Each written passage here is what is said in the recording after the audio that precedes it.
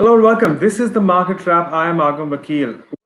So on the face of it, it looks like it was very volatile day of trade, considering we had some sharp swings. But we must remember it was in a very narrow range.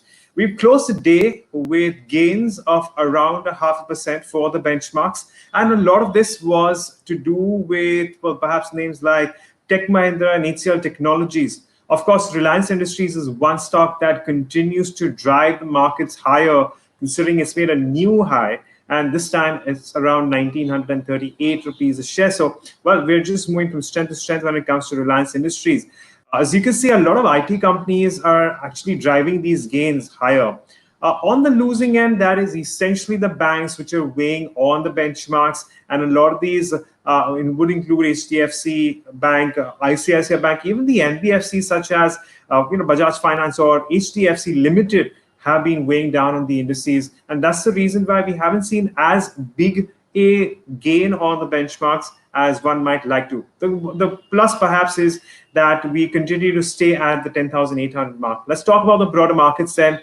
And there's a lot more activity there when it comes to the NSE 500 because over the past few days, what we have been seeing is that a lot of these momentum stocks have been continuing to climb. On the other hand, a lot of stocks which are falling out of favor have seen even further losses. And that's exactly how things are panning out today as well when it comes to the broader markets.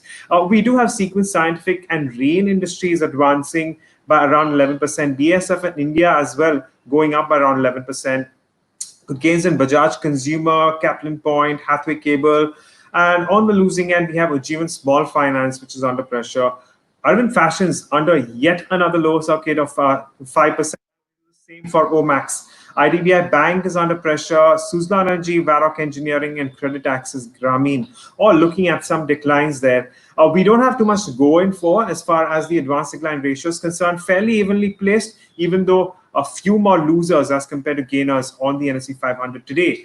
But on that note, let me get in our markets editor, Niraj Shah, for his thoughts on how he's seeing things. Niraj, good afternoon.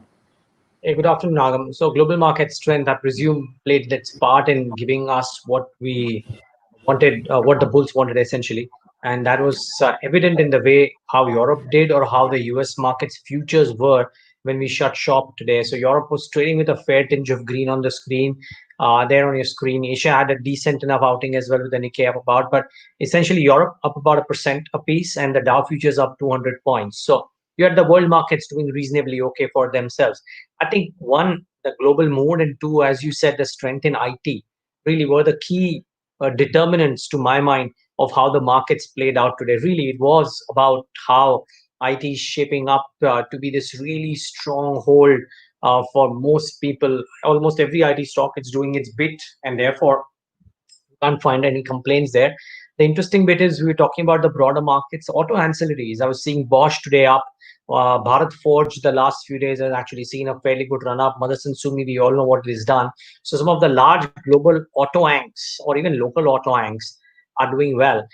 But there are two charts that stand out for me today because of trade. Now, Agam was talking about Reliance Industries today. Throw your attention to the Reliance partly paid share and look at the price move here. It started off when it got listed at about 700 or thereabouts, and give people. And this was a listing by the 700. I think the issue price was lower, but let's presume that people entered into the stock after it got listed. From there, the stock has moved up to 1,054, which is quite stellar, really. I mean, that's nearly about a 40 odd % gain that people would have made on that price for the Reliance partly paid up share. That shows you that if you are smart enough, and if you're not even if you were a institutional investor, it's separate, but if you're a retail investor and smart enough that you played Reliance Industries through this, the percentage gains that you made were much, much higher. So that Agam really stood out for me. And of course, Yes Bank, the FPO price is really hurting the stock today. So that one was down and out in the session. They gave some statements about what the business is looking like, but that notwithstanding, the FPO pricing really put paid any kind of hopes. 13% lower for Yes Bank. But today, Agam, I think BFSI as a space just looked weak. Bajaj Finance was down. HDFC Bank was down. Almost everything related to BFSI kind of faced a bit of selling pressure today. Yeah, certainly, Niraj. But thanks so much for that perspective. Then I agree Yes, with you Agam. that when it comes to a lot of these financials are facing a lot of pressure.